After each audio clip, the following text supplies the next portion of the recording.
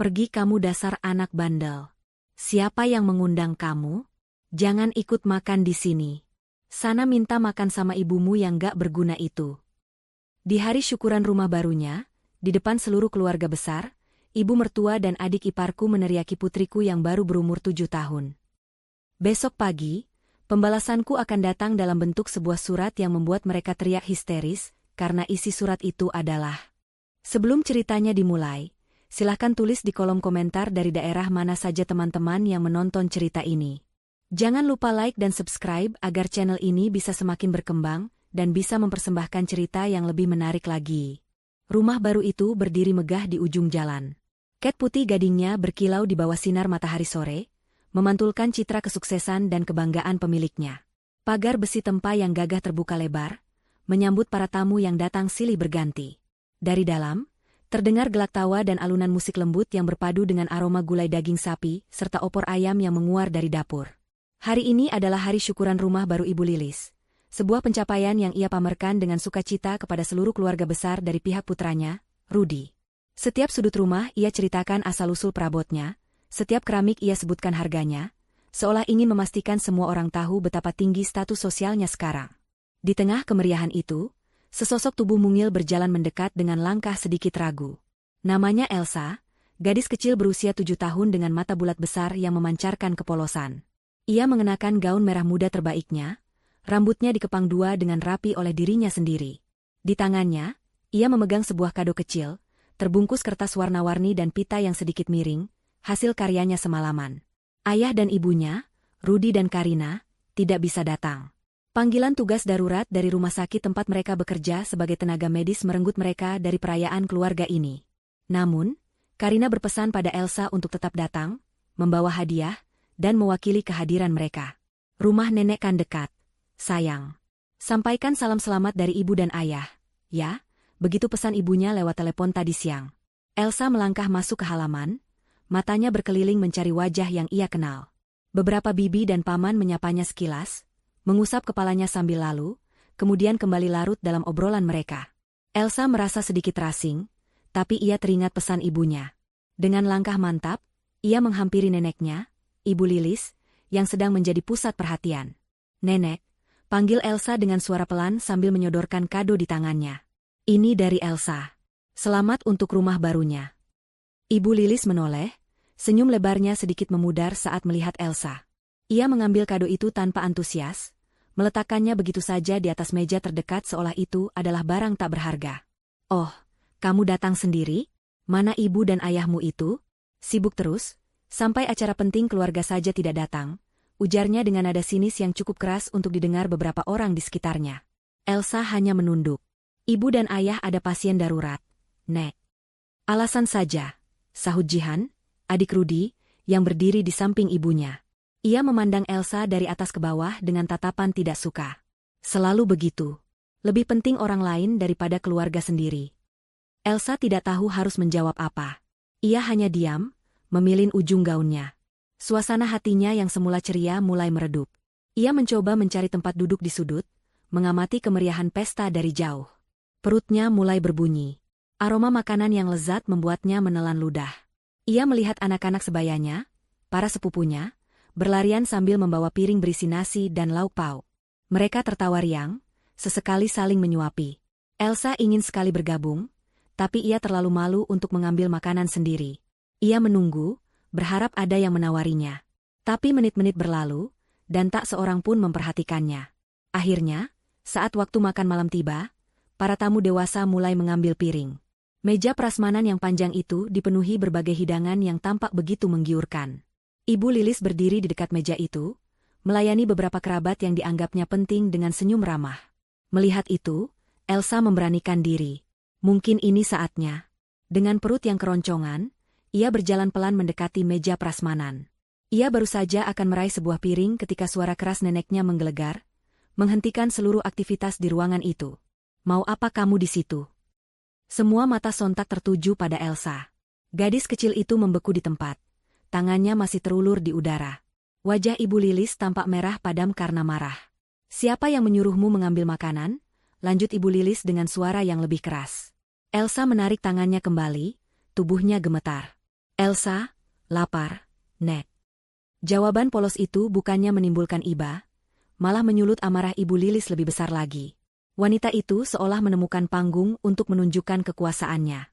Ia melangkah mendekati Elsa, menatap cucunya itu dengan mata melotot. Pergi kamu dasar anak bandel. Siapa yang mengundang kamu? Tidak ada lagi tempat buat kamu, jangan ikut makan di sini. Sana minta makan sama ibumu yang tidak berguna itu. Teriaknya. Kata-kata itu begitu tajam, menusuk langsung ke jantung kecil Elsa.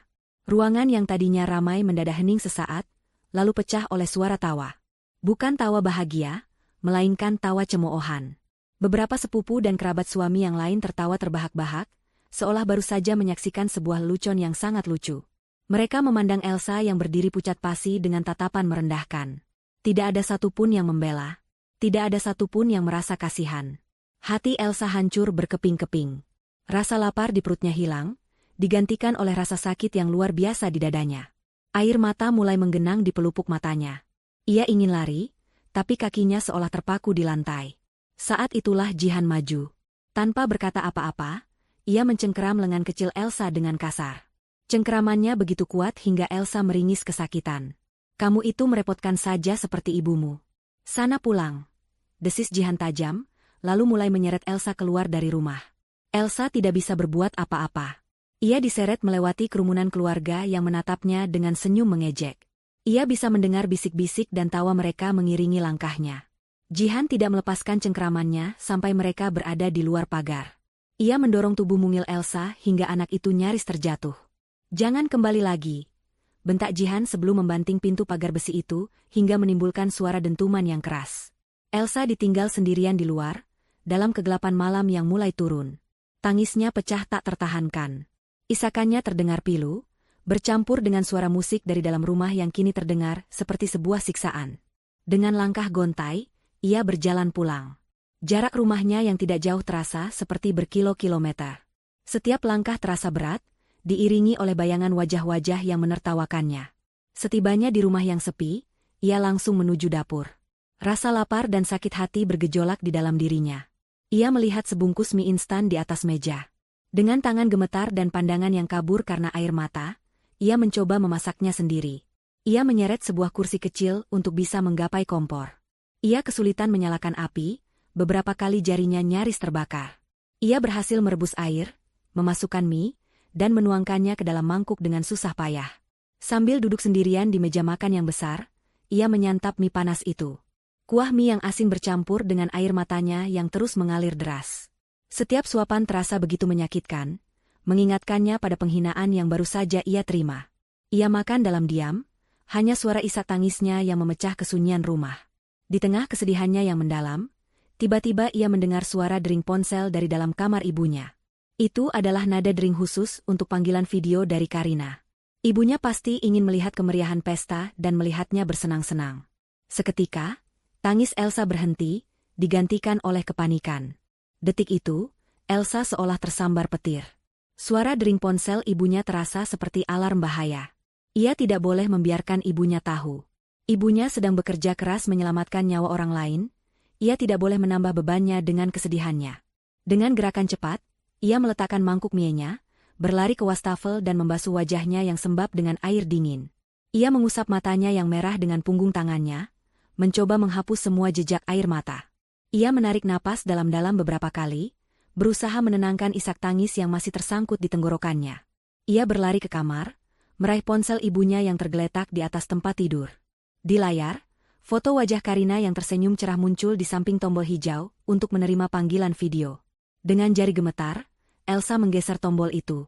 Wajah Karina langsung memenuhi layar. Ia tampak sedikit lelah, rambutnya diikat seadanya, dan masih mengenakan seragam kerjanya. Namun senyumnya begitu hangat. "Halo, sayang. Bagaimana pestanya?" seru.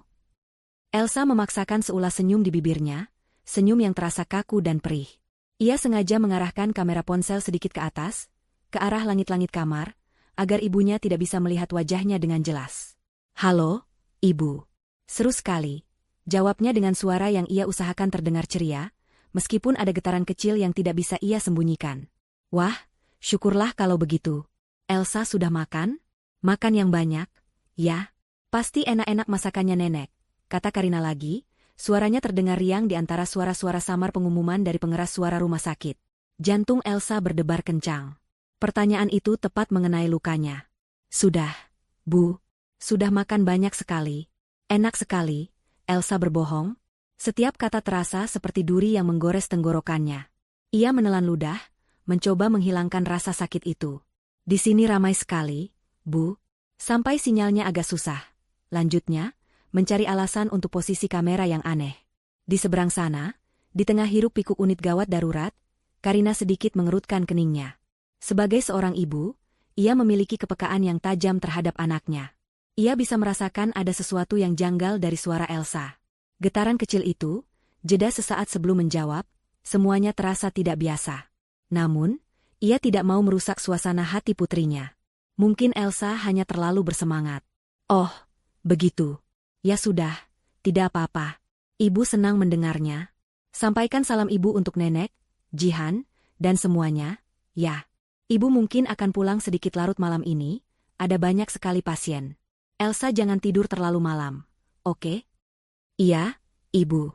Ibu juga hati-hati kerjanya, jawab Elsa. Baik, sayang. Ibu sayang Elsa. Selamat bersenang-senang lagi, ya? Karina melambaikan tangan ke kamera sebelum mengakhiri panggilan.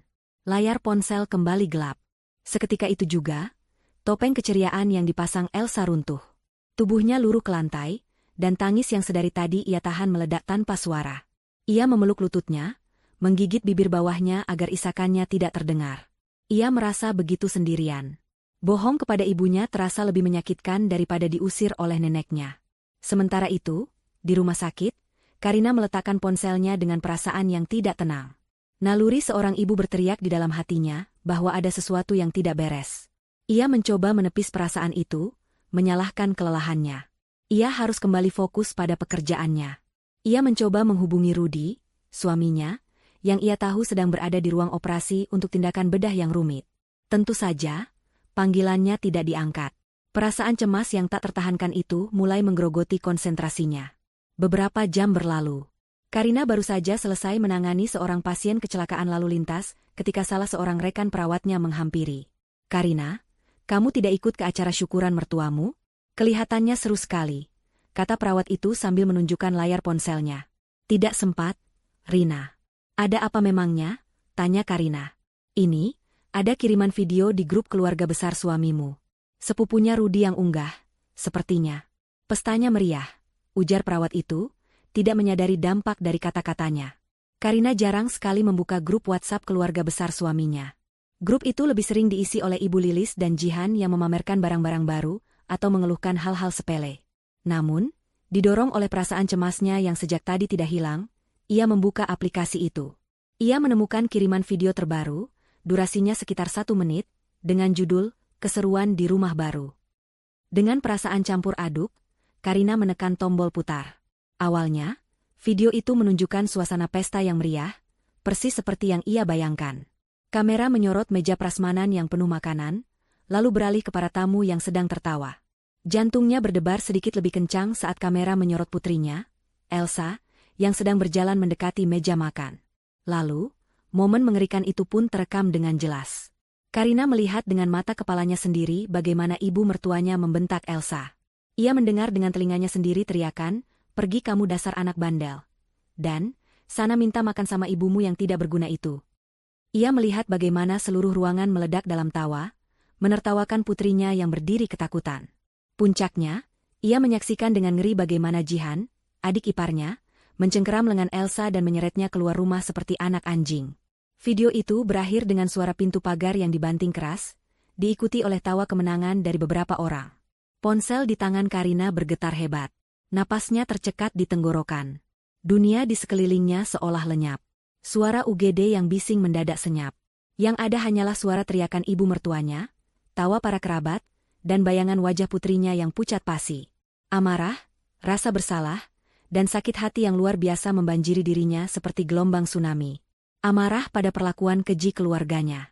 Rasa bersalah karena ia tidak ada di sana untuk melindungi malaikat kecilnya. Dan sakit hati yang begitu dalam karena penghinaan yang diterima oleh darah dagingnya. Tanpa berkata apa-apa, ia berlari ke ruang kepala perawat, meminta izin pulang darurat dengan alasan keluarga yang sangat mendesak. Ia tidak menunggu jawaban, ia hanya berlari. Dalam perjalanan menuju tempat parkir, ia mengirimkan video itu ke nomor Rudy. Perjalanan pulang terasa seperti neraka. Setiap detik terasa seperti 1 jam. Ia mengemudikan mobilnya dengan air mata yang mengalir deras, membasahi seluruh wajahnya. Setibanya di rumah, ia membuka pintu dan mendapati suasana yang sunyi. Ia menemukan Elsa tertidur di sofa ruang keluarga. Di meja di depannya, tergeletak sebuah mangkuk berisi sisa mie instan yang sudah dingin dan mengembang. Wajah putrinya terlihat damai dalam tidur. Namun jejak air mata yang mengering di pipinya dan kelopak matanya yang sedikit bengkak menceritakan semua kepedihan yang telah ia lalui. Karina berlutut di samping sofa. Ia mengusap rambut putrinya dengan lembut, hatinya serasa diremas-remas. Disinilah, di samping putrinya yang tertidur lelap setelah menangis karena kelaparan dan penghinaan, Karina membuat sebuah sumpah dalam hatinya. Permintaan maaf tidak akan cukup. Mereka tidak akan hanya meminta maaf. Mereka semua akan membayar untuk setiap tetes air mata putrinya. Malam itu, Karina tidak tidur. Ia tidak menangis lagi. Air matanya telah kering, berganti menjadi sebuah ketenangan yang dingin dan menakutkan. Setelah memastikan Elsa tidur nyenyak di kamarnya, Karina masuk ke ruang kerjanya. Ia membuka sebuah lemari, dan di bagian dalamnya, ia membuka sebuah brankas besi kecil dengan kombinasi angka. Tangannya bergerak dengan mantap saat ia mengeluarkan setumpuk dokumen dari dalam brankas itu. Beberapa sertifikat, beberapa lembar surat perjanjian yang sudah ditandatangani di atas meterai, dan beberapa surat berharga lainnya. Ia meletakkan semua dokumen itu di atas meja. Wajahnya dalam sorotan lampu meja tampak begitu dingin, matanya menyiratkan sebuah perhitungan yang matang dan tanpa ampun. Pembalasan baru saja akan dimulai. Karina duduk terpaku di meja kerjanya, tatapannya kosong menembus tumpukan dokumen di hadapannya. Sertifikat hak milik atas nama dirinya, surat perjanjian utang piutang dengan tanda tangan Jihan yang jelas di atas meterai, salinan bukti transfer bank selama bertahun-tahun. Semua itu adalah bukti bisu dari kebaikan dan kepercayaan yang telah ia dan Rudy berikan, kepercayaan yang malam ini telah dikhianati dengan cara paling keji. Suara tawa dari video itu masih terngiang-ngiang di telinganya, seperti gema tak berujung di dalam tempurung kepalanya. Setiap kali ia memejamkan mata, yang terlihat adalah wajah mungil Elsa yang pucat, mata bulatnya yang penuh kebingungan dan rasa sakit, serta tubuh kecilnya yang diseret tanpa belas kasihan. Ia tidak lagi merasakan amarah yang membakar. Api itu telah padam, menyisakan bara dingin yang jauh lebih berbahaya. Bara itu adalah tekad. Sebuah keputusan mutlak yang telah mengeras menjadi baja di dalam hatinya. Ia tidak akan menghancurkan mereka dengan emosi. Ia akan melakukannya dengan logika, dengan fakta, dengan hukum. Ia akan mengambil kembali semua yang pernah ia berikan, dan ia akan memastikan mereka merasakan kehampaan yang sama seperti yang dirasakan putrinya saat berdiri sendirian di depan pintu pagar yang tertutup. Sekitar pukul 2 dini hari, suara pintu depan yang terbuka pelan menyentakkan Karina dari lamunannya. Rudy pulang. Langkah suaminya terdengar berat di lantai, langkah seorang pria yang membawa beban dunia di pundaknya. Rudy masuk ke ruang kerja, wajahnya tampak 10 tahun lebih tua. Lingkaran hitam di bawah matanya terlihat jelas, bukan hanya karena lelah setelah operasi berjam-jam, tetapi karena syok dan amarah yang tertahan. Ia tidak perlu bertanya apa yang terjadi. Video yang dikirimkan Karina beberapa jam lalu sudah menjelaskan segalanya. Rudy tidak langsung berbicara. Ia berjalan ke arah Karina, menarik sebuah kursi dan duduk di hadapannya. Ia meraih tangan Karina yang terasa dingin seperti es. "Aku sudah melihatnya," ucapnya dengan suara serak dan berat. "Aku melihat semuanya." Karina hanya mengangguk, tidak sanggup mengeluarkan suara. "Bagaimana keadaan Elsa?" tanya Rudy, suaranya bergetar menahan emosi. "Dia tertidur. Dia memasak mie instan sendiri," jawab Karina datar. 3 kalimat pendek itu mengandung sejuta kepedihan, dan Rudy merasakannya seperti sebuah pukulan telak di ulu hati. Putrinya yang baru berusia 7 tahun, pulang dalam keadaan lapar dan terhina, harus memasak untuk dirinya sendiri di rumah yang kosong. Rasa bersalah menghantam Rudy dengan kekuatan penuh. Ia merasa gagal, bukan hanya sebagai seorang anak, tetapi juga sebagai seorang ayah. Aku tidak tahu harus berkata apa." "Karina," lanjut Rudy, matanya berkaca-kaca. "Mereka itu ibuku, adikku. Tapi apa yang mereka lakukan, itu tidak bisa dimaafkan. Itu bukan manusiawi." "Aku tahu," sahut Karina, akhirnya menatap mata suaminya. Tatapannya begitu tajam dan fokus, membuat Rudy terdiam. "Dan aku tidak akan memaafkan mereka. Permintaan maaf tidak akan bisa menghapus trauma di hati anak kita." Mereka tidak akan pernah bisa membayar kembali air mata Elsa. Rudy menggenggam tangan istrinya lebih erat. Apa yang akan kamu lakukan? Katakan padaku. Apapun itu, aku ikut denganmu. Malam ini, aku bukan lagi anak mereka. Aku adalah suamimu, dan ayah dari Elsa. Hanya itu. Pernyataan tegas dari Rudy adalah satu-satunya hal yang dibutuhkan Karina. Ia menarik tangannya perlahan dan menunjuk ke tumpukan dokumen di atas meja. Selama ini kita terlalu baik, Rudy. Kita membelikan mereka rumah itu, kita menutupi semua utang Jihan, kita memberikan mereka kehidupan yang nyaman. Kita melakukannya karena kita pikir itu adalah bakti kita sebagai anak dan kakak. Kita membiarkan mereka percaya bahwa semua itu adalah hasil kerja kerasmu, hasil dari statusmu sebagai dokter. Kita membiarkan mereka memandang rendah aku, menganggapku hanya menumpang hidup padamu. Karina berhenti sejenak, menarik napas dalam-dalam. Mereka menyebutku tidak berguna. Mereka mengusir putriku dan menyuruhnya meminta makan padaku.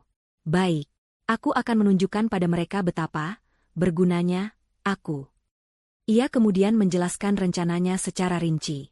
Setiap langkah, setiap detail, setiap kemungkinan reaksi telah ia pikirkan.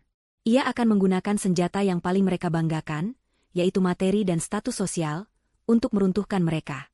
Ia akan melakukannya dengan cara yang legal, bersih, dan tidak terbantahkan.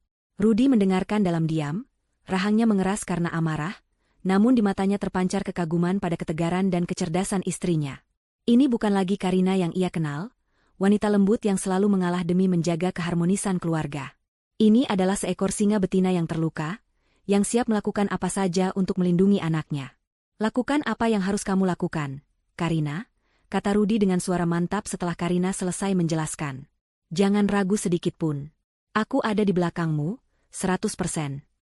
Mendapat dukungan penuh dari suaminya, Karina mulai bekerja. Ia menyalakan laptop dan mesin printer.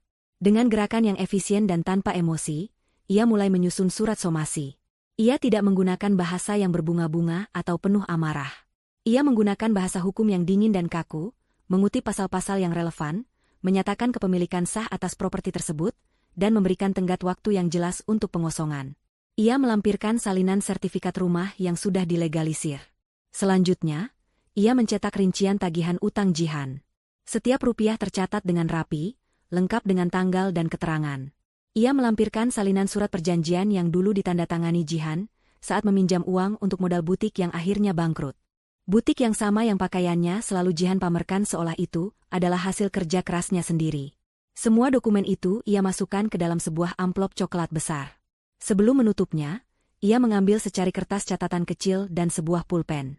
Dengan tulisan tangan yang rapi dan tegas, ia menulis beberapa kalimat yang akan menjadi paku terakhir di peti mati keangkuhan mereka. Rumah ini tidak punya tempat untuk orang yang mengusir cucu pemiliknya. Sekarang, silakan cari makan di tempat lain. Salam dari ibu yang tidak berguna ini.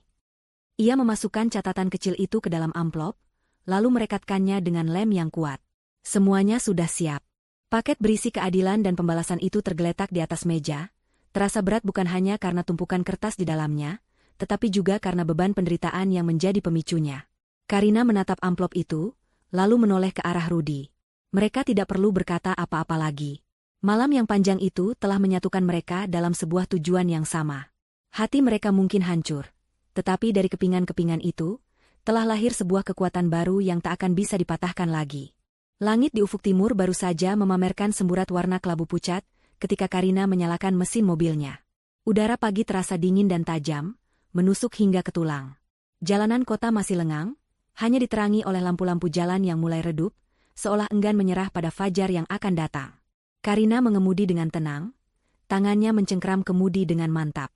Tidak ada keraguan dalam dirinya, tidak ada penyesalan. Yang ada hanyalah keheningan yang mematikan di dalam mobil, sebuah keheningan yang menyimpan badai. Di kursi penumpang di sampingnya, tergeletak sebuah amplop coklat tebal, sang pembawa pesan. Ia tiba di kompleks perumahan baru itu saat adzan subuh mulai berkumandang dari masjid terdekat. Suasananya begitu damai, kontras dengan kekacauan yang akan segera ia ciptakan. Ia memarkir mobilnya beberapa puluh meter dari rumah Ibu Lilis, di sebuah tikungan yang tidak terlihat langsung. Ia berjalan kaki menyusuri jalanan aspal yang masih basah oleh embun. Rumah itu tampak begitu megah di keheningan pagi. Lampu terasnya masih menyala, memberikan kesan hangat yang palsu. Karina membuka gerbang kecil yang tidak terkunci, melangkah masuk ke halaman yang rumputnya dipangkas rapi. Ia tidak merasakan apa-apa saat menatap rumah itu. Tidak ada rasa sentimental, tidak ada kenangan indah. Rumah yang seharusnya menjadi simbol bakti seorang anak, kini di matanya hanyalah sebuah bangunan bisu yang menjadi saksi keangkuhan dan kekejaman. Dengan gerakan cepat dan tanpa suara, ia meletakkan amplop coklat itu tepat di depan pintu utama, menyandarkannya pada pot bunga keramik yang besar. Ia tidak membunyikan bel. Ia tidak membuat suara. Ia hanya meletakkan surat itu di sana, seperti seorang algojo yang meletakkan surat perintah eksekusi, lalu berbalik dan pergi secepat ia datang. Misinya untuk tahap pertama telah selesai. Beberapa jam kemudian, matahari telah naik sepenuhnya. Kehidupan di rumah megah itu dimulai. Ibu Lilis dan Jihan bangun dengan perasaan puas dan kemenangan. Mereka duduk di teras belakang yang menghadap taman kecil, menikmati teh hangat dan beberapa potong kue sisa pesta semalam. Mereka masih membicarakan kejadian kemarin, mengulangnya dengan penuh tawa. Kau lihat wajah anak itu kemarin, Jihan? Pucat seperti mayat hidup, kata Ibu Lilis sambil terkekeh. Biar dia tahu rasa. Selama ini dia dan ibunya itu terlalu dimanja oleh Rudy. Mereka pikir mereka siapa? Jihan tersenyum sinis. Benar, Bu. Apalagi Karina itu. Aku paling tidak suka gayanya yang sok pintar dan sok mandiri. Padahal kalau bukan karena Kak Rudy, dia itu bukan siapa-siapa. Cuma perawat biasa. Beraninya dia punya anak yang tidak tahu aturan seperti itu. Sudah bagus kita izinkan dia tinggal di kota ini. Balasnya, sama sekali tidak menyadari bahwa semua fasilitas yang ia nikmati, termasuk teh yang sedang ia minum, adalah hasil kerja keras wanita yang sedang ia hina. Pokoknya, kita harus lebih tegas lagi. Rudy itu terlalu lembek kalau sudah menyangkut istri dan anaknya. Kita harus ingatkan dia siapa keluarga sebenarnya. Tambah Ibu Lilis lagi, merasa posisinya sebagai matriark keluarga begitu kuat dan tak tergoyahkan. Mereka terus berceloteh, membangun narasi di mana mereka adalah pahlawan yang sedang mendisiplinkan anggota keluarga yang membangkang. Setelah puas bergosip, Jihan beranjak ke depan untuk mengambil koran langganannya. Saat ia membuka pintu utama, matanya menangkap sebuah amplop coklat besar yang tersandar di pot bunga. Ia mengerutkan kening, mengambil amplop itu dan memeriksanya. Tidak ada nama pengirim, tidak ada alamat tujuan. Hanya sebuah amplop polos. Bu, ada surat, teriaknya sambil membawa amplop itu ke teras belakang. Ibu Lilis menoleh. Surat apa?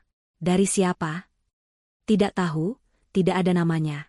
Tebal sekali, kata Jihan sambil menyerahkan amplop itu kepada ibunya. Oh, paling-paling amplop, salam tempel, susulan dari kerabat yang kemarin pulang cepat. Ujar Ibu Lilis enteng, matanya berbinar membayangkan isinya. Dengan gerakan tak sabar, ia merobek ujung amplop itu dan mengeluarkan isinya yang tebal. Lembar pertama yang ia lihat adalah selembar kertas dengan kop surat sebuah kantor hukum. Keningnya berkerut. Untuk apa kantor hukum mengiriminya surat? Ia mulai membaca. Matanya bergerak cepat menyusuri baris-baris kalimat yang tersusun rapi. Senyum di wajahnya perlahan memudar. Semakin jauh ia membaca, semakin pucat wajahnya.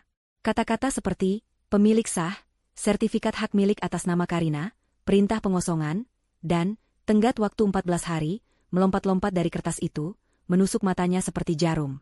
Ada apa, Bu? Tanya Jihan yang mulai cemas melihat perubahan drastis di wajah ibunya. Ibu Lilis tidak menjawab.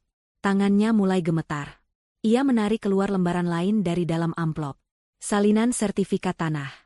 Dengan mata nanar, ia membaca nama yang tertera di kolom kepemilikan. Karina. Namanya tertera di sana, jelas, tegas, dan tak terbantahkan.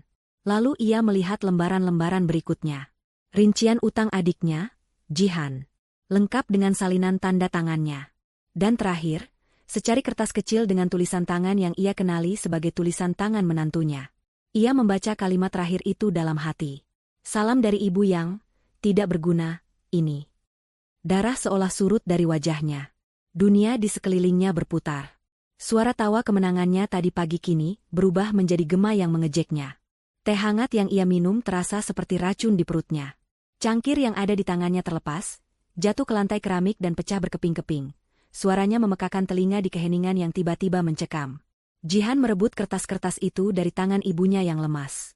Ia membacanya dengan cepat, matanya membelalak tak percaya. Ini tidak mungkin. Ini pasti lelucon. Ini mimpi buruk. Tapi semua dokumen itu tampak begitu nyata. Begitu resmi. Napas Ibu Lilis menjadi sesak. Ia mencoba untuk berbicara, tetapi tidak ada suara yang keluar dari tenggorokannya. Ia hanya bisa terengah-engah.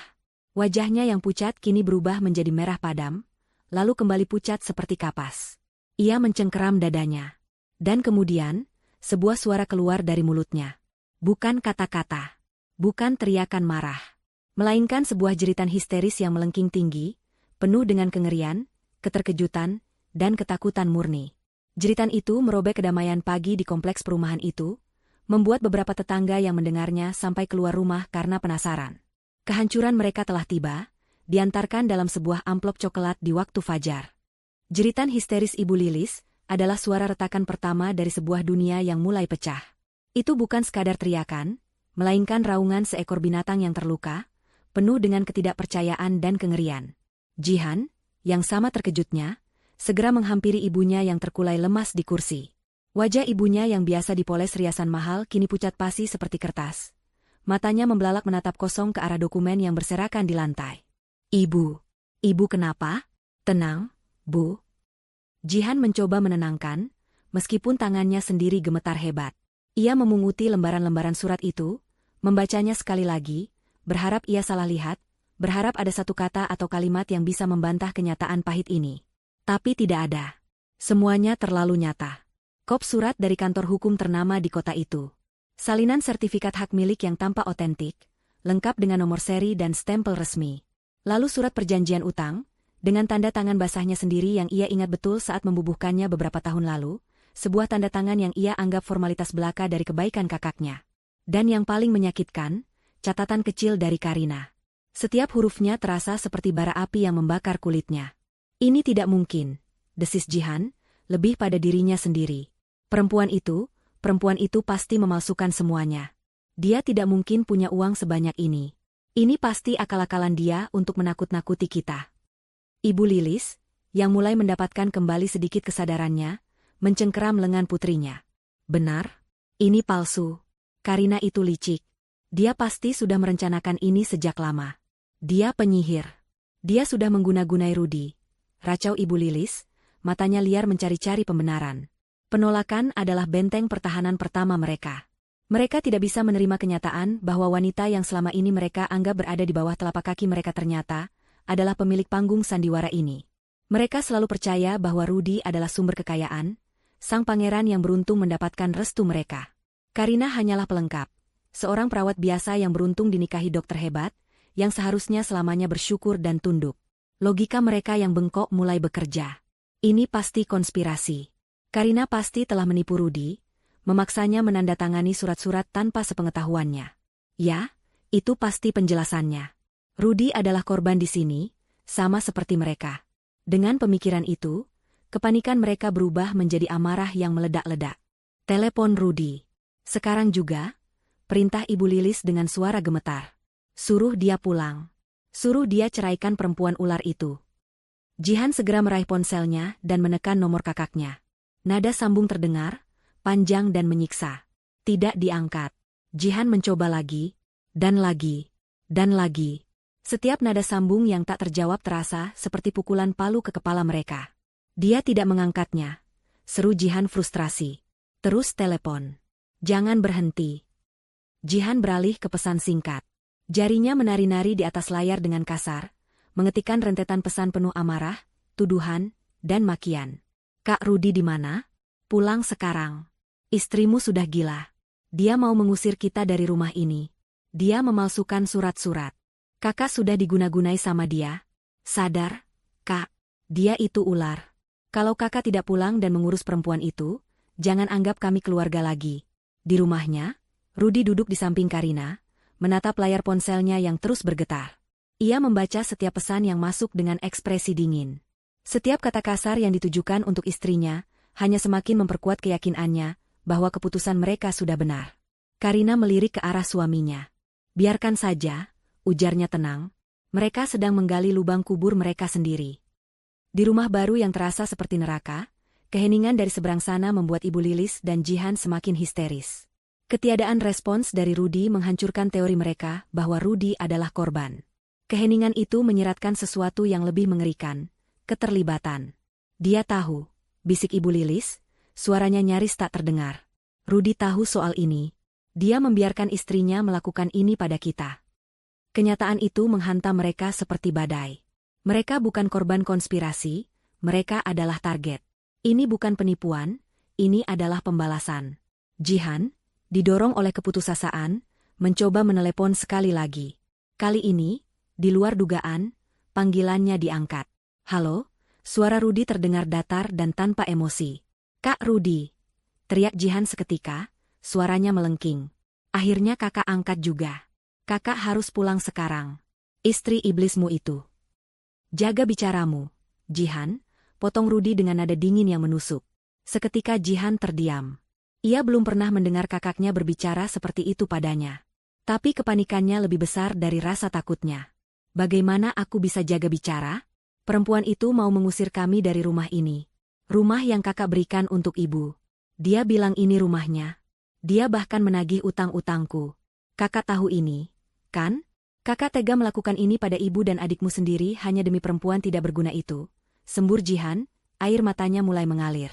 Berguna atau tidaknya istriku, bukan urusanmu, jawab Rudi tenang.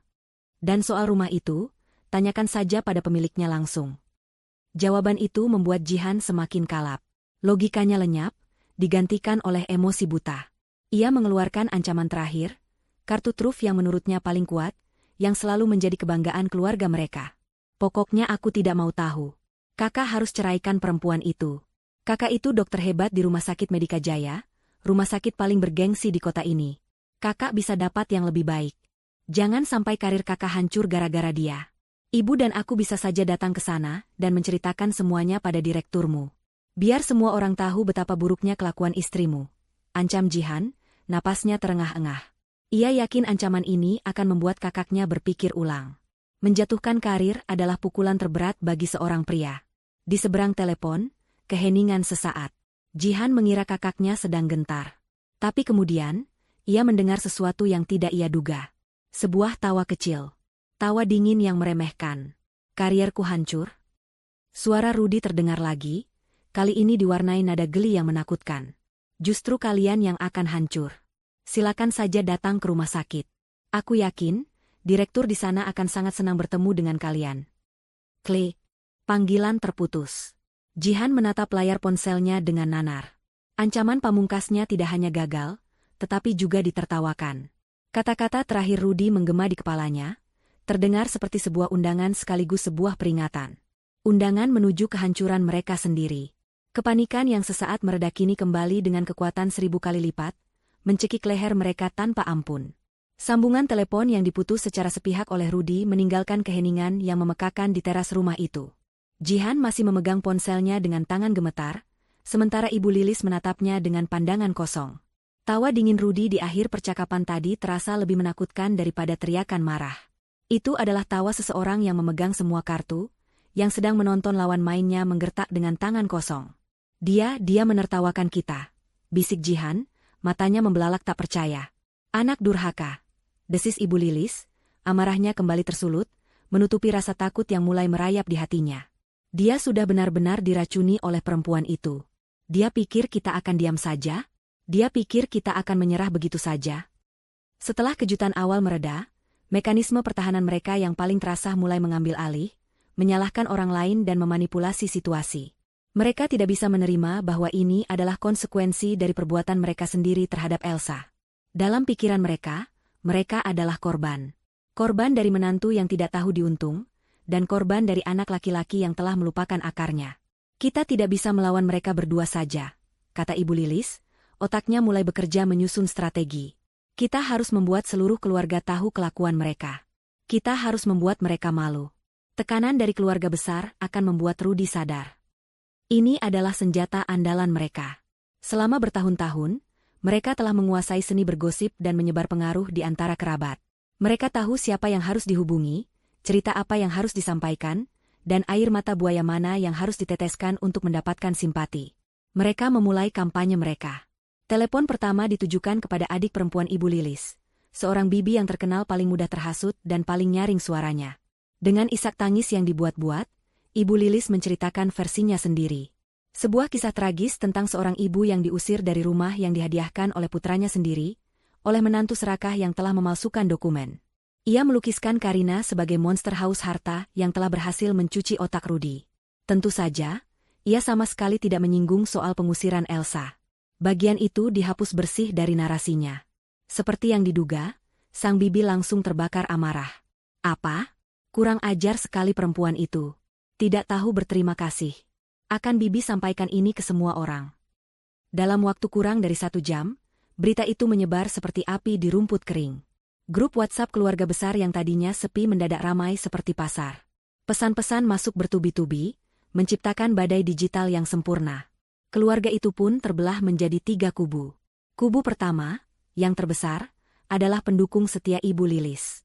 Mereka adalah kerabat-kerabat yang lebih tua dan konservatif, yang percaya bahwa seorang istri harus tunduk pada mertuanya, dan seorang anak laki-laki harus mendahulukan ibunya.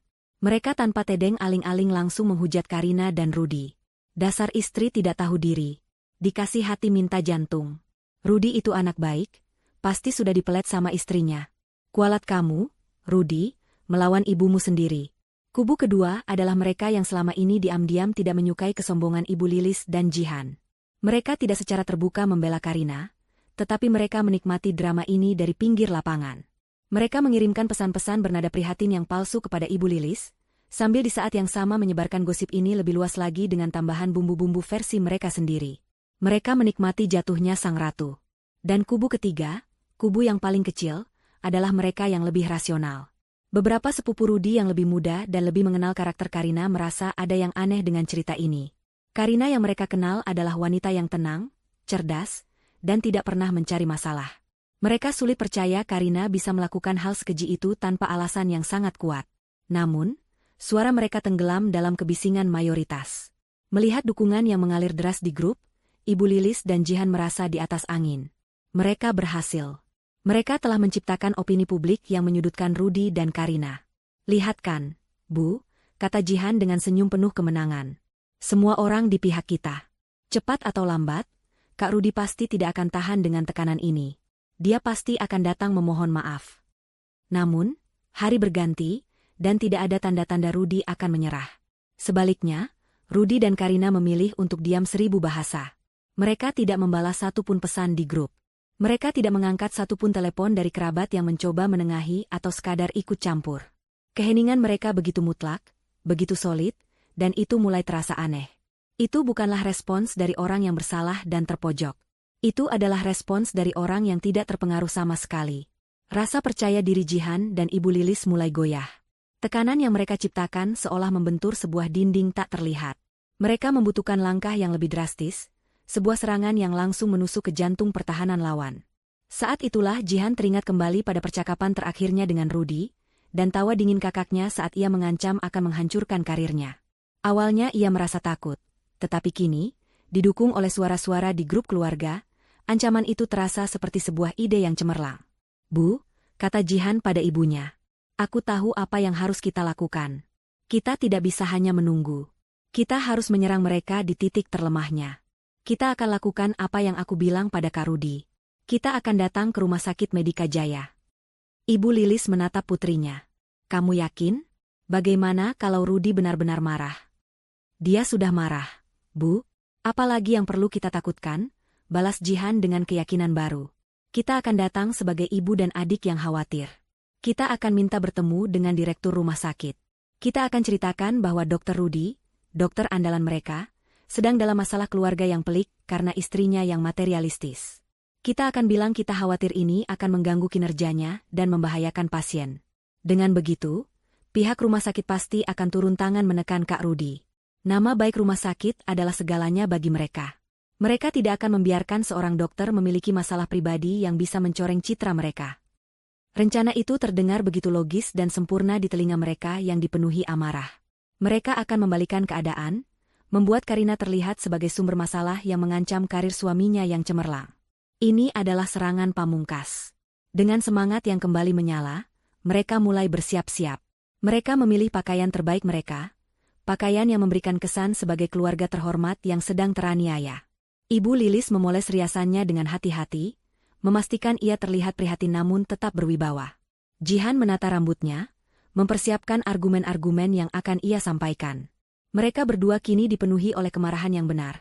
Merasa diri mereka adalah pejuang kebenaran yang akan menyelamatkan putra dan kakak mereka dari cengkeraman penyihir jahat. Mereka sama sekali tidak tahu bahwa dengan setiap langkah yang mereka ambil menuju rumah sakit itu, mereka tidak sedang berjalan menuju kemenangan.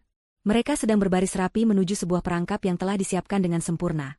Sebuah panggung eksekusi di mana semua topeng dan kebohongan mereka akan ditelanjangi di bawah cahaya yang paling terang dan paling kejam. Perjalanan menuju rumah sakit Medika Jaya terasa seperti sebuah pawai kemenangan bagi Ibu Lilis dan Jihan. Duduk di dalam taksi yang melaju membelah kepadatan lalu lintas kota, mereka menyusun ulang narasi mereka, memoles setiap detail agar terdengar lebih meyakinkan dan tragis. Mereka adalah dua pahlawan wanita yang sedang dalam misi suci untuk menyelamatkan anggota keluarga mereka dari cengkeraman seorang istri yang jahat. Keyakinan ini begitu kuat hingga menutupi semua keraguan dan ketakutan yang sempat muncul. Tawa dingin Rudi di telepon, mereka tafsirkan sebagai kepanikan seorang pria yang rahasianya terbongkar, bukan sebagai peringatan. Nanti ibu yang bicara duluan, kata Ibu Lilis, suaranya terdengar mantap dan penuh wibawa. Ibu akan ceritakan betapa khawatirnya kita sebagai keluarga. Kita harus terlihat elegan dan terhormat, Jihan. Jangan sampai kita terlihat seperti orang yang sedang marah-marah. Tentu, Bu, sahut Jihan sambil merapikan blazernya yang mahal. Aku akan menambahkan detail tentang bagaimana kelakuan Karina sudah mulai aneh sejak mereka pindah rumah. Kita bisa bilang dia jadi sangat posesif dan materialistis, sampai-sampai mempengaruhi konsentrasi Kak Rudi. Kita harus menekankan pada keselamatan pasien sebagai kekhawatiran utama kita. Mereka saling bertukar pandang, sebuah pandangan yang menyeratkan kekompakan dan kepuasan. Rencana mereka terasa tanpa celah. Mereka akan menggunakan status sosial dan citra keluarga terpandang sebagai senjata utama. Siapa yang tidak akan percaya pada seorang ibu tua yang menangis karena khawatir akan masa depan putranya? Taksi akhirnya berhenti di depan sebuah gedung yang menjulang tinggi, dengan fasad kaca biru yang memantulkan langit. Tulisan, Rumah Sakit Medika Jaya, terpasang dengan huruf-huruf perak yang megah di atas lobi utama. Ini adalah rumah sakit swasta paling elit di kota, tempat para pejabat dan konglomerat dirawat. Kemegahan gedung ini selalu menjadi sumber kebanggaan bagi Ibu Lilis dan Jihan. Putra dan kakaknya bekerja di sini. Fakta itu saja sudah cukup untuk menaikkan status mereka di mata keluarga dan teman-teman. Dengan langkah penuh percaya diri, mereka berdua melangkah masuk ke dalam lobi. Udara dingin dari pendingin ruangan yang terawat baik menyambut mereka, bersama dengan aroma antiseptik yang samar dan aroma kopi dari sebuah kafe kecil di sudut. Lobinya luas, lantainya terbuat dari marmer mengkilap yang memantulkan cahaya dari lampu gantung kristal di tengah ruangan. Beberapa orang duduk di sofa-sofa kulit yang nyaman, berbicara dengan suara pelan. Suasananya begitu tenang dan profesional. Mereka langsung menuju meja resepsionis yang panjang dan elegan, di mana beberapa staf berseragam rapi melayani tamu dengan senyum ramah. Jihan memilih seorang resepsionis wanita muda yang tampak paling ramah. "Selamat siang, Mbak," sapa Jihan dengan senyum yang dibuat seramah mungkin. "Kami ingin bertemu dengan direktur utama rumah sakit ini. Ada urusan yang sangat penting dan mendesak." Resepsionis itu tersenyum profesional.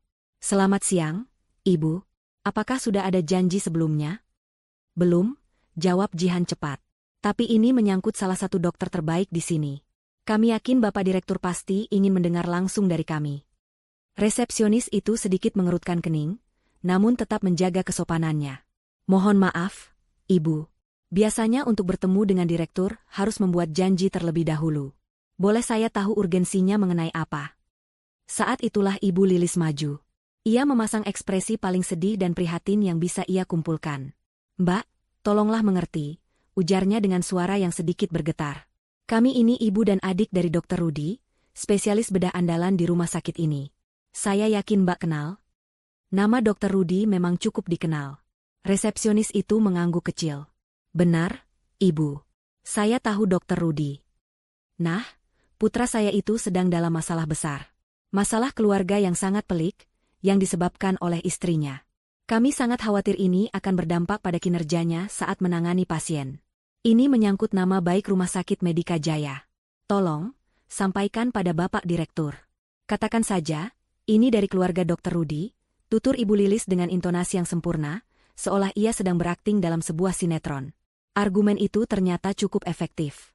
Menyebut nama, Dr. Rudi, dan nama baik rumah sakit, dalam satu kalimat membuat resepsionis itu ragu sejenak. Ia tidak mau mengambil risiko dipecat karena menghalangi informasi penting. Setelah berpikir sejenak, ia mengangkat gagang telepon internal. Selamat siang. Mohon maaf mengganggu. Ada tamu untuk Bapak Direktur, keluarga dari Dr. Rudy. Mereka mengatakan ada urusan mendesak yang menyangkut nama baik rumah sakit. Lapornya dengan suara pelan. Terdengar jawaban singkat dari seberang, dan resepsionis itu meletakkan teleponnya kembali. Ia menatap Ibu Lilis dan Jihan dengan senyum. Baik, Ibu. Silakan naik ke lantai 15, lantai eksekutif. Nanti akan ada asisten yang menyambut Ibu di sana. Ibu Lilis dan Jihan saling melempar senyum kemenangan. Berhasil. Semudah itu. Mereka merasa begitu hebat, begitu penting. Dengan anggun, mereka mengucapkan terima kasih dan berjalan menuju lift khusus untuk lantai eksekutif. Perjalanan di dalam lift terasa seperti pendakian menuju puncak kekuasaan. Lift itu sendiri begitu mewah. Dindingnya dilapisi panel kayu dan cermin, lantainya ditutup karpet tebal yang meredam suara. Saat pintu lift terbuka di lantai 15, pemandangan yang menyambut mereka semakin mengukuhkan perasaan superioritas mereka. Koridornya begitu senyap dan megah.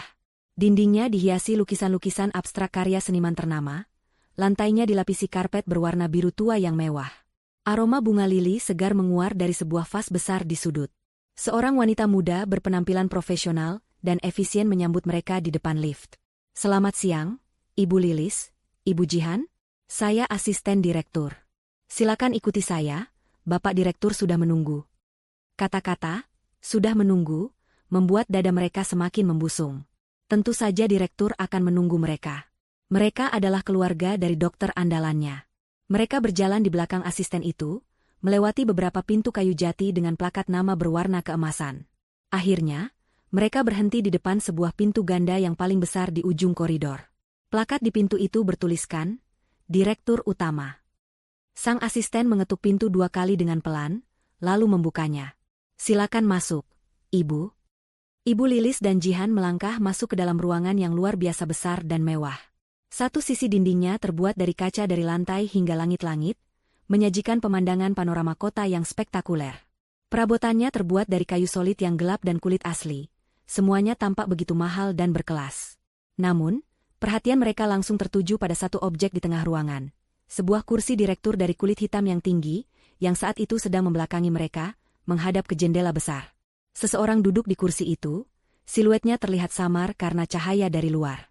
Mereka berdiri canggung di dekat pintu, menunggu orang itu berbalik atau mempersilakan mereka duduk. Keheningan terasa begitu pekat, hanya dipecah oleh suara pendingin ruangan yang mendengung halus. Kepercayaan diri yang mereka bangun selama perjalanan tadi perlahan mulai terkikis oleh suasana yang aneh dan menegangkan ini. Kemudian, sebuah suara memecah keheningan. Suara wanita. Tenang, terkendali, dan terdengar begitu familiar hingga membuat bulu kuduk mereka meremang. Silakan duduk, Ibu Lilis, Jihan. Saya sudah menunggu kedatangan kalian. Jantung Ibu Lilis dan Jihan serasa berhenti berdetak. Mereka mengenal suara itu. Mereka sangat mengenalnya. Itu adalah suara yang selama ini mereka remehkan, suara yang mereka hina, suara yang menjadi target utama dari semua kebencian mereka. Dengan gerakan yang terasa begitu lambat seperti dalam mimpi buruk, kursi kulit hitam yang tinggi itu perlahan mulai berputar. Sedikit demi sedikit, menampakkan sisi sampingnya, lalu bagian depannya. Dan di sana, duduk dengan postur tubuh yang tegak dan tatapan mata yang dingin setajam es, adalah wanita yang mereka cari untuk dihancurkan. Karina. Dunia Ibu Lilis dan Jihan berhenti berputar. Waktu seolah membeku. Suara lalu lintas dari balik jendela kaca yang megah mendadak senyap. Detak jantung mereka sendiri terdengar memalu di telinga. Di hadapan mereka, di kursi kekuasaan tertinggi Rumah Sakit Medika Jaya, duduk Karina. Bukan sebagai seorang perawat biasa, bukan sebagai menantu yang bisa mereka injak-injak, tetapi sebagai penguasa absolut dari istana yang selama ini mereka banggakan. Ia mengenakan setelan kerja berwarna biru tua yang dijahit dengan sempurna, menonjolkan auranya yang profesional dan berwibawa. Rambutnya disanggul rapi, riasannya tipis namun tegas. Tidak ada jejak air mata atau kesedihan di wajahnya. Yang ada hanyalah ketenangan yang menakutkan, dan sepasang mata yang menatap mereka berdua seolah sedang mengamati spesimen serangga di bawah mikroskop. Mulut Ibu Lilis terbuka, tetapi tidak ada suara yang keluar. Kakinya terasa seperti jeli, ia harus berpegangan pada Jihan agar tidak ambruk. Jihan sendiri tidak lebih baik. Wajahnya yang tadi dipoles angkuh kini pucat pasi, matanya membelalak ngeri. Realitas baru ini begitu brutal, begitu mustahil, hingga otaknya menolak untuk memprosesnya. "Ka, Karina?" gagap Jihan, suaranya terdengar seperti cicitan. Apa yang kamu lakukan di sini?" Karina tersenyum tipis. Senyum yang tidak mencapai matanya. "Melakukan pekerjaan saya, tentu saja. Sebagai direktur utama rumah sakit ini," jawabnya dengan nada datar, seolah sedang menjelaskan hal paling lumrah di dunia. Setiap kata adalah hantaman palu godam ke fondasi keangkuhan mereka. Semua kebanggaan mereka pada Rudy yang bekerja di rumah sakit elit, semua status sosial yang mereka dapatkan dari sana, semuanya ternyata bersumber dari wanita yang sama yang mereka sebut tidak berguna. Mereka tidak hanya menumpang hidup pada Rudy, mereka menumpang hidup pada Karina, pada menantu yang paling mereka benci. Ironi itu begitu telak, begitu memalukan, hingga rasanya lebih menyakitkan daripada kehilangan rumah. Tidak mungkin, bisik Ibu Lilis, menggelengkan kepalanya perlahan, masih berusaha menyangkal. "Ini bohong. Kamu pasti bersekongkol dengan direktur asli untuk mengerjai kami." Karina menghela napas panjang, sebuah helaan napas yang terdengar seperti rasa lelah yang teramat sangat. "Selalu ada penjelasan lain di kepala kalian, ya? Selalu ada konspirasi. Kalian tidak pernah bisa menerima fakta bahwa kalian salah." Ia lalu menekan sebuah tombol di interkom mejanya. "Tolong bawakan profil Dewan Direksi dan struktur kepemilikan saham Medika Jaya Group ke ruangan saya sekarang," ujarnya dengan suara yang penuh otoritas. Beberapa saat kemudian, asisten yang tadi mengantar mereka masuk kembali, membawa sebuah map tebal dan menyerahkannya pada Karina sebelum keluar dengan sopan. Karina membuka map itu dan mendorongnya ke seberang meja mahoni yang besar ke arah kedua tamunya yang masih membeku. "Silakan dibaca. Rumah sakit ini adalah warisan dari almarhum ayah saya. Saya mengambil alih posisi direktur utama 3 tahun yang lalu, setelah menyelesaikan magister administrasi rumah sakit saya. Rudy tahu. Tapi kami sepakat untuk merahasiakannya dari kalian. Bukan untuk menipu, tapi karena kami tahu, kalian hanya akan melihatnya sebagai sumber uang, bukan sebagai pencapaian." Jihan dengan tangan gemetar meraih map itu. Ia membukanya. Di halaman pertama, terpampang bagan struktur organisasi. Di kotak paling atas, dengan foto wajah yang menatap lurus ke arahnya, tertulis nama, Karina Wijaya, MARS. Direktur Utama. Di halaman-halaman berikutnya, tercantum daftar pemegang saham terbesar. Nama Karina Wijaya berada di urutan pertama, dengan kepemilikan mayoritas. Semuanya sah. Semuanya resmi. Tidak ada ruang untuk menyangkal lagi. "Jadi," lanjut Karina, suaranya kembali memecah keheningan yang menyiksa. "Kalian datang ke sini mau mengadu pada siapa? Pada saya?" Pertanyaan itu menelanjangi mereka sepenuhnya. Rencana brilian mereka untuk menghancurkan nama baik Karina di lingkungan kerja suaminya kini terdengar, seperti lelucon paling bodoh di dunia. Mereka datang untuk mengadu pada pemilik rumah sakit, tentang istri dari salah satu dokternya, tanpa menyadari bahwa keduanya adalah orang yang sama. Karina menatap mereka satu persatu, tatapannya dingin dan menusuk. "Kalian mau bilang apa? Mau bilang kalau istri Dr. Rudy itu materialistis? Semua yang kalian lihat di sini," ia membuat gerakan melingkar dengan tangannya, menunjuk ke seluruh kemewahan di ruangan itu, "adalah milik saya. Jauh sebelum saya mengenal putra dan kakak kalian." Ia lalu mencondongkan tubuhnya sedikit ke depan. "Atau, kalian mau mengancam akan menghancurkan karir Dr. Rudy? Silakan saja. Saya yang menandatangani surat keputusannya. Saya yang menentukan bonusnya. Saya juga yang menandatangani slip gajinya setiap bulan. Gaji yang sebagian hasilnya kalian gunakan untuk membeli tas mahal dan mengadakan pesta sombong." Setiap kalimat adalah tamparan verbal yang mendarat telak di wajah mereka. Ibu Lilis dan Jihan hanya bisa menunduk, tidak berani menatap mata Karina. Semua argumen yang telah mereka siapkan, semua kebohongan yang telah mereka rangkai, kini luluh lantak menjadi debu. Setelah membiarkan mereka tersiksa dalam keheningan selama beberapa saat, Karina meraih sesuatu dari laci mejanya. Sebuah amplop coklat kedua, identik dengan yang ia letakkan di teras rumah mereka kemarin pagi. Rumah itu baru pukulan pertama. Hanya sebuah peringatan, kata Karina sambil mendorong amplop itu perlahan ke seberang meja. Amplop itu meluncur mulus di atas permukaan kayu mengkilap dan berhenti tepat di depan Jihan. Ini yang kedua. Pukulan yang sesungguhnya. Jihan menatap amplop itu seolah itu adalah seekor ular berbisa. Ia tidak berani menyentuhnya. "Buka," perintah Karina dengan suara yang tidak menerima bantahan. Dengan enggan, Jihan membuka amplop itu. Di dalamnya, ada beberapa lembar kertas. Lembar pertama adalah surat resmi berkop Rumah Sakit Medika Jaya. Isinya adalah surat pemutusan seluruh fasilitas dan tunjangan keluarga yang melekat pada jabatan Dr. Rudy. Asuransi kesehatan kelas VVIP, mobil dinas yang sering dipakai Jihan untuk pamer, akses gratis ke semua fasilitas premium, keanggotaan klub olahraga, semuanya dicabut, efektif sejak hari itu.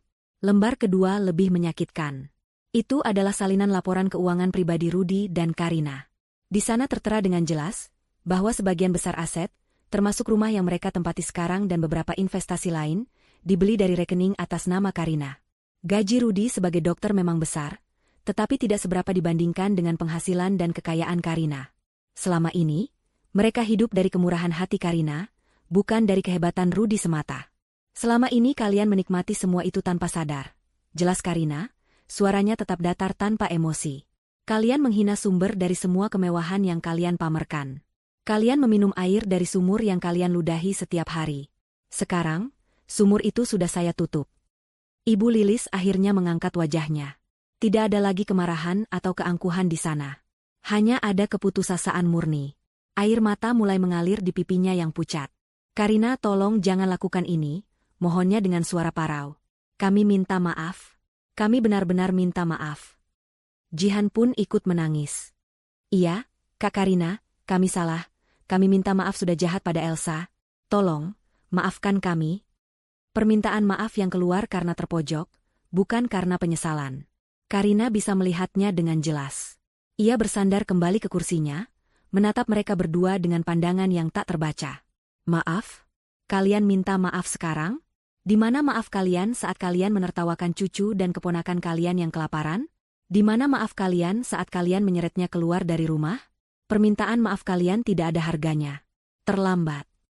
Ia lalu berdiri, berjalan ke arah jendela besar dan menatap pemandangan kota di bawahnya.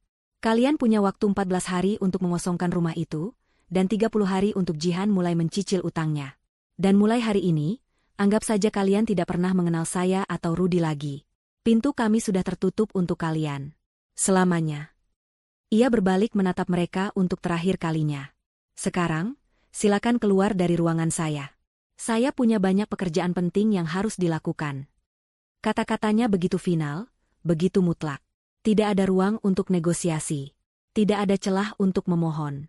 Ibu Lilis dan Jihan, dua wanita yang beberapa jam lalu berjalan masuk rumah sakit itu dengan kepala tegak penuh kesombongan, kini berjalan keluar dari ruangan direktur dengan kepala tertunduk, hancur lebur, tanpa memiliki apa-apa lagi selain rasa malu dan penyesalan yang terlambat. Mereka telah kalah telak. Perjalanan pulang dari Rumah Sakit Medika Jaya adalah kebalikan dari perjalanan berangkat mereka. Taksi yang sama, jalanan yang sama, tetapi suasana di dalamnya telah berubah total. Tidak ada lagi percakapan strategi yang angkuh, tidak ada lagi senyum kemenangan yang antisipatif. Yang ada hanyalah keheningan yang tebal dan menyesakan, begitu pekat hingga terasa sulit untuk bernapas. Ibu Lilis duduk menyandar di jendela, tatapannya kosong menembus kaca, melihat gedung-gedung kota yang megah seolah itu adalah pemandangan dari dunia lain yang tak akan pernah bisa ia masuki lagi. Jihan duduk terpaku di sebelahnya, menunduk menatap tangannya sendiri yang terkepal di pangkuan. Wajah mereka berdua seperti topeng porselen yang retak. Riasan mahal mereka gagal menutupi kehancuran total di baliknya. Setibanya di rumah, kemegahan yang dulu mereka banggakan kini terasa seperti sebuah ejekan. Setiap perabot mahal, setiap hiasan kristal, setiap jengkal lantai marmer terasa seperti milik orang asing. Rumah itu bukan lagi istana mereka, melainkan sebuah barang pinjaman yang masa sewanya telah habis dengan cara yang paling memalukan. Mereka masuk tanpa suara, dan keheningan di dalam rumah yang besar itu terasa lebih menakutkan daripada teriakan. Di ruang keluarga yang luas, mereka akhirnya saling bertatapan. Tidak ada lagi air mata.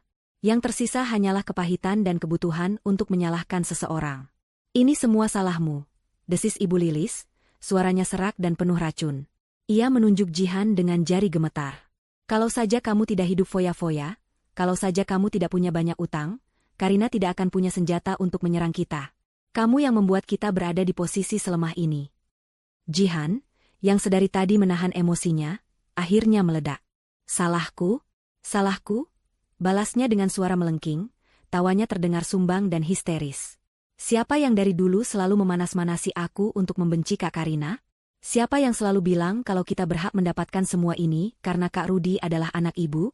Ibu yang mengajariku untuk bersikap sombong. Ibu yang membuat kita buta, tidak bisa melihat siapa Kak Karina sebenarnya. Ibu terlalu angkuh untuk mengakui bahwa menantu ibu jauh lebih hebat dari anak ibu sendiri. Pertengkaran itu pecah tak terhindarkan. Piring-piring argumen kotor dilemparkan, saling menyalahkan atas kebodohan dan kesombongan mereka sendiri. Aliansi ibu dan anak yang tadinya begitu solid kini hancur berkeping-keping di bawah tekanan kenyataan. Mereka bukan lagi tim, melainkan dua individu yang panik dan mencoba menyelamatkan diri dengan mendorong yang lain ke dalam lumpur. Sementara mereka bertengkar, badai lain sedang terjadi di dunia maya. Berita tentang siapa sebenarnya Karina menyebar lebih cepat dari api. Salah satu sepupu Rudi yang bekerja di perusahaan pemasok alat medis untuk Medika Jaya, setelah mendengar desas-desus di grup keluarga, segera melakukan konfirmasi melalui kontaknya. Dan kebenaran itu pun terungkap dengan detail yang mengejutkan. Karina Wijaya bukan hanya direktur, ia adalah pewaris utama dari seluruh Medika Jaya Group. Informasi ini, ketika diunggah di grup WhatsApp keluarga besar, menyebabkan gempa bumi virtual. Kubu pendukung Ibu Lilis yang tadinya paling vokal mendadak senyap 1000 bahasa. Pesan-pesan hujatan mereka yang masih tertera di riwayat obrolan kini, terlihat begitu bodoh dan memalukan. Beberapa dari mereka, yang paling oportunis, dengan cepat menghapus pesan-pesan lama mereka dan mulai mengirimkan pesan baru yang memuji-muji kehebatan Karina. Wah, hebat sekali Karina. Kami sekeluarga ikut bangga. Pantas saja auranya berbeda. Dari dulu sudah kelihatan kalau Karina itu wanita istimewa. Selamat ya, Rudi. Kamu beruntung sekali punya istri seperti Karina.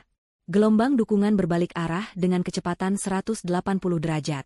Ibu Lilis dan Jihan, yang tadinya adalah korban teraniaya dalam narasi mereka, kini menjadi tokoh antagonis utama, badut serakah yang telah salah memilih lawan.